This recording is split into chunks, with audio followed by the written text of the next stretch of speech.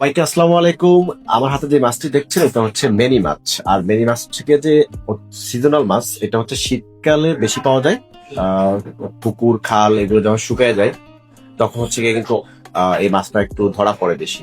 তো যারা হচ্ছে গিয়ে যে মেনি মাছটা একেবারে অথেন্টিক যে মেনি মাছের টেস্ট আর দেশি মেনি মাছের যে স্বাদ, সে স্বাদটা আপনারা নিতে চান, আপনারা কিন্তু ফ্রেশ থেকে এরকম একদম ফুল কেটে বেছে কিন্তু সুন্দর করে প্রসেস করে আমরা আপনাকে পাঠাবো। আপনি কিন্তু হাতে পাওয়ার পরে আপনার পছন্দের যে কোনো রেসিপি আপনি কিন্তু করে ফেলতে পারবেন।